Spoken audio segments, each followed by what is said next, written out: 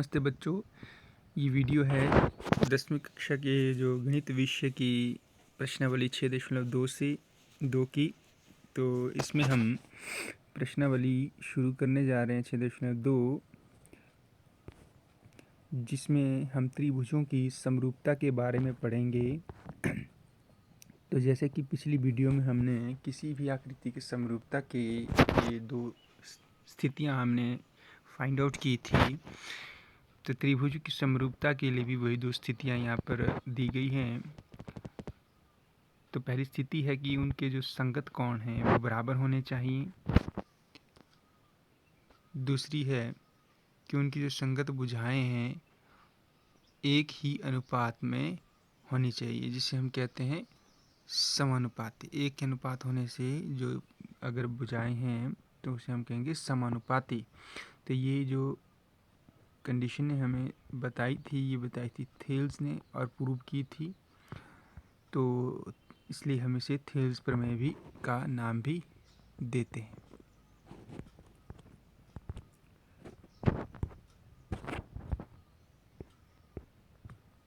तो यहाँ देखिए दूसरी कंडीशन है कि यदि दो त्रिभुज समकोणिक हैं, जैसे कि आप देख पा रहे हैं, जो कोण ए है वो कोण डी के बराबर है, और कोण बी कोण ई के बराबर है, कोण सी कोण एफ के बराबर है। तो ये संगत कोण बराबर दिए हों दो त्रिभुजों के, तो हम कह सकते हैं कि जो उसकी संगत भुजाएं हैं, यानी कि ए बी बटे डी ई, यानी कि ए बी बटे डी ई और बी सी बटे ई एफ, ए सी और डी एफ, ये क्या होंगी? समानुपात में होनी चाहिए। ये क्या होंगी? समानुपात में होंगी। तो आइए देखिए अगली स्लाइड में चलते हैं। तो यही लिखा गया है, देखिए जो दो समकोणिक त्रिभुजों में, जैसे कि पिछली आकृतियों में दिखाया गया था, तो उनकी भुजाओं का अनुपात सदैव समान होता है। सदैव मतलब कि हमें इसके अलावा कुछ भी अन्य चीज़ देखने की ज़रूरत नहीं है कि कुछ और कंडीशन होगी जिसमें हम कहेंगे तभी समानुपात में होंगी। लेकिन एक ही चीज़ अगर हमें दे रखी हो कि जो तीन इसके त्रिभुजों के कोण हैं वो बराबर हैं, यानी कि दो त्रिभुज समकोणिक हैं, तो हम कहेंगे ये क्या है? समानुपात में होंगी इसकी संगत भुजाएं। तो इसे हम कहते हैं आधारभूत समानुपातिकता प्रमेय, यानी कि बी पी टी, जिसे हम आजकल थेल्स प्रमेय भी कहते हैं। क्यों कहते हैं वो मैंने पिछली स्लाइड में आपको बताया था। क्योंकि थेल्स ने इसे डेवलप किया था या प्रूव किया था सबसे पहले, तो इसको आधार मानकर उन्होंने एक बहुत ही अच्छी फीचर, यानी जिसको हम आजकल थेल्स प्रमेय भी कहते हैं या बीपीटी भी कहा जाता है उसको, वो उन्होंने प्रूव किया था इस स्टेटमेंट के आधार पर। तो आइए देखिए जो प्रमेय क्या कहती है।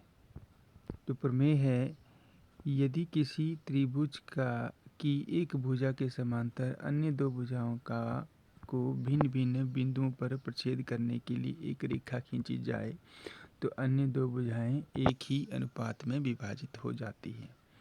चलो देखते हैं ज़रा अगली स्लाइड में क्या कह रहा है ये। इसके लिए हमें क्या करना है? एक त्रिभुज ए बी सी लेना है। देखिए ये एक त्रिभुज ए बी सी लिया हमने, ए बी सी। अब क्या कहा गया? त्रिभुज ए बी सी जिसमें बी सी के समांतर एक रेखा डी ई खींची हमने। बी सी एक भुजा है, इसके समांतर डी ई हमने एक रेखा खींची, जो ए बी को बिंदु डी पर और ए सी को बिंदु ई पर प्रतिच्छेद कर रहे हैं। ठीक है, इससे जो हमारे पास दो भाग बने, जो भुजाओं को क्या करती है? समानुपात, यानी कि ए डी बटे डी बी और ए ई बटे ई सी, इनका अगर अनुपात निकालें तो वो बराबर होना चाहिए। ठीक है, अब आगे देखते हैं। ये हमें सिद्ध करना है, तो किस तरह से सिद्ध करेंगे? तो उसके लिए हम सबसे पहले क्या करेंगे? रचना करेंगे। सिद्ध करने के लिए उस त्रिभुज में, उसमें जो बिंदु बी और ई को हम मिलाएंगे और डी और सी को मिलाएंगे। फिर ई से हम ई एफ लंब गिराएंगे भुजा ए बी पर, और डी से लंब गिराएंगे डी जी भुजा ए सी पर। ठीक है, तो हमारे पास चित्र कुछ इस तरह से बनेगा। तो सबसे पहले हमें क्या करना था, जो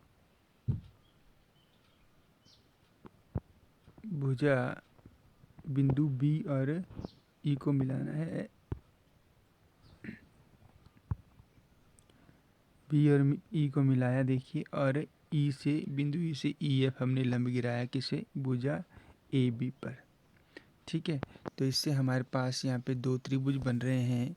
एक त्रिभुज है देखिए ए डी ई, और दूसरा है बी डी ई। तो ये दो त्रिभुज हैं।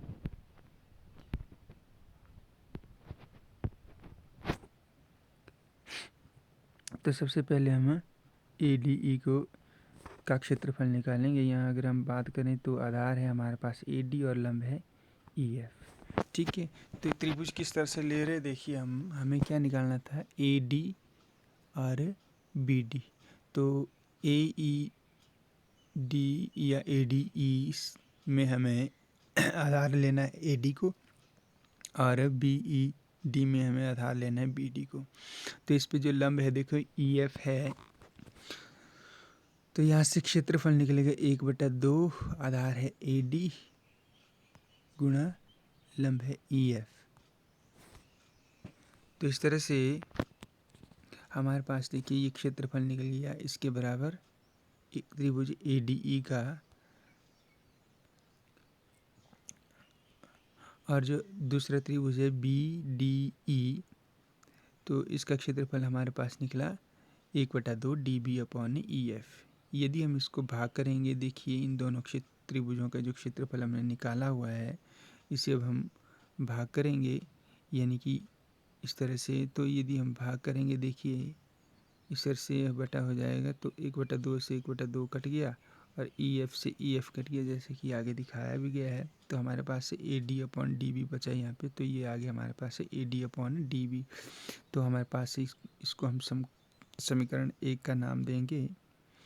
तो ये जो रेशियो आई हमारे पास A D upon D B के बराबर, यानी कि ये दो भाग हमारे पास से ये रेशियो हमारे पास आ गई है। अब अगले भाग में हम क्या करेंगे, ए ई और ई सी का अनुपात हमें चाहिए। तो इसके लिए हम क्या अगली स्लाइड में देखते हैं क्या करना है।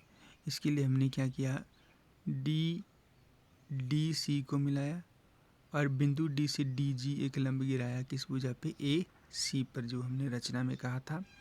तो इस तरह से हमारे पास दो त्रिभुज बन गए हैं यहाँ पे।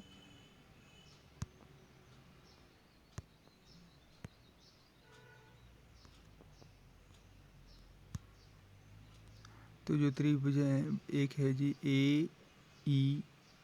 ए डी ई, जिसमें हम क्या लेंगे, ए ई आएगा यहाँ से आधार। ठीक है, क्योंकि लंब अभी डी जी है, पहले ई एफ लंब था, तो ई एफ लंब था तो आधार हुआ था, उसके लिए था ए डी। अभी डी जी लंब है तो उसके लिए आधार है ए ई। तो अब अगले जो हमारे पास दूसरा त्रिभुज होगा, त्रिभुज डी सी डी ई। तो सी डी ई देखिए हमारे पास कौन सा, सी डी ई, ये हमारे पास त्रिभुज है। तो यदि इसकी बात करें तो लंब है डी जी, तो आधार क्या होगा इसमें, ई सी आएगा। ठीक है, ई सी। तो हमने पिछले भी भाग में भी देखा था समीकरण 1 में, जो उनका जो आधार है उनके अनुपात के बराबर आता है इसका क्षेत्रफल। तो आधार है इसका ए ई, दूसरे का ई सी। अब क्या करेंगे अगले भाग में, तो अब समीकरण आइए देखिए इसकी तुलना करते हैं समीकरण 1 और 2 की। तो समीकरण 1 की हम बात करेंगे तो यहाँ पे देखिए त्रिभुज ए डी ई है, यहाँ पर भी त्रिभुज ए डी ई है, लेकिन भाग में देखिए यहाँ पर त्रिभुज डी बी ई है, पहले में डी बी ई है, यहाँ पे सी डी ई है। तो इन दो त्रिभुजों का हमें कुछ देखना है कि कुछ संबंध है जो कक्षा 9 में हमने पढ़ा था। यदि हम यहाँ देखें ध्यान से, तो जो त्रिभुज डी ई बी है ये, दूसरा त्रिभुज डी ई सी है। यदि देखें तो आप देख रहे हैं ध्यान से, तो ये देखिए यहाँ पे जो आधार है दोनों का वो क्या है, डी ई है। और जो डी ई और बी सी है समांतर भुजाएं हैं, तो समांतर भुजाओं के बीच में बना है ये दोनों त्रिभुज, और आधार भी जो इनका सेम है डी ई। जैसे यहाँ लिखा है देखिए, दोनों त्रिभुज हैं जो डी बी ई और सी डी ई, एक ही आधार है डी ई, और समांतर भुजाओं रेखाओं डी ई और बी सी के बीच में है। तो इसलिए जो दोनों त्रिभुज का क्षेत्रफल है वो क्या होता है, बराबर होता है। ये समीकरण 3 है। तो समीकरण 3 को हम समीकरण 1 में भरेंगे, तो वहाँ पर जो त्रिभुज डी बी ई था बटे में, तो उसको हम सी डी ई के साथ के बराबर लिख सकते हैं। तो हमारे पास समीकरण 4 मिल गया। तो यहाँ से देखिए जो समीकरण 4 है और समीकरण 2 हैं, वो दोनों क्या हैं, उनके जो बाएं पक्ष है देखिए वो है यहाँ पर है त्रिभुज ए डी ई का क्षेत्रफल, नीचे है त्रिभुज सी डी ई का क्षेत्रफल। तो इस तरह से ये दोनों समीकरणों को जब हम कंपेयर करेंगे तो हमारे पास क्या आएगा, जो ए डी बटे डी बी है वो किसके बराबर आएगा, ए सी बटे ई सी के बराबर आएगा। तो ये सिद्ध हुआ। तो यही तो हमें सिद्ध करना था इस प्रमेय में। ये जो दो भाग हैं, सी डी जो है उसको समान अनुपात में विभाजित करती है। ये पहली प्रमेय थी। आइए अब इससे जुड़े हुए कुछ प्रश्न करें।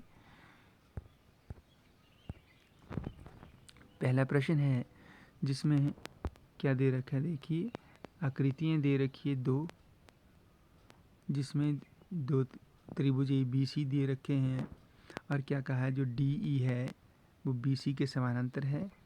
दूसरे भाग में भी जो है जो डी ई है वो बी सी के समानांतर है।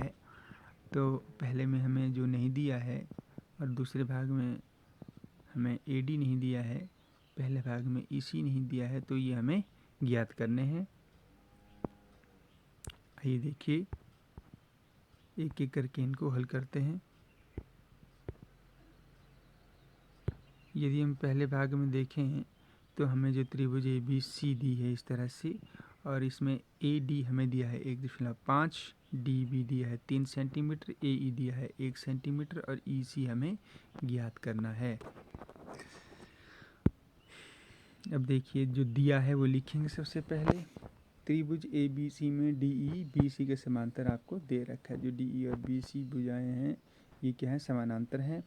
तो बी पी टी से हमें क्या प्राप्त हुआ, जो ए डी बटे डी बी है वो ए ई अपॉन ई सी के बराबर होना चाहिए। ये बी पी टी से आया। अब वैल्यू भर दो, ए डी आया है 1.5 बटे 3, और ए ई है आपका 1 सेंटीमीटर, तो 1 बटे ई सी। यहाँ इसको हम क्रॉस मल्टीप्लाई करेंगे इस तरह से, तो ई आ जाएगा बाईं तरफ, तो ऊपर आएगा, तो ई सी बराबर है 3 ऊपर चला गया और 1/5 नीचे को आ गया। क्रॉस बता रहे हैं आपको। तो यहाँ से जब हम दशमलव हटाएंगे तो ये आ जाएगा आपके पास 10 ऊपर आएगा 1/5। तो इसको हम भाग करेंगे 3 एकम 3, 3 पंजे 10, 5 एकम 5, तो 5 दूने 10। तो यहाँ से हमारे पास ई सी जो आएगा वो 2 सेंटीमीटर आएगा। तो यहाँ से हमने ये ई सी ज्ञात कर लिया। अगले भाग में देखते हैं। ये दूसरी आकृति है जिसमें हमें ए डी ज्ञात करना है, ए डी ज्ञात करना है। बाकी के जो पैरामीटर हमें दे रखे हैं। तो आइए देखिए ज़रा इसको कैसे हल करना है।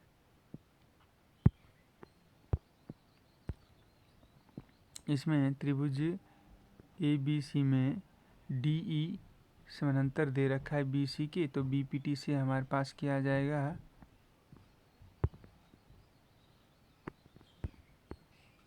BPT से जो है हमारे पास ये रेशियो समान होनी चाहिए, जो AD है बटे DB है और AE बटे EC ये समान होने चाहिए। तो वैल्यू भरेंगे, AD हमें ज्ञात करना है, DB हमें 7.2 दिया हुआ है और AE दिया है 1.8 और जो EC है वो 5.4।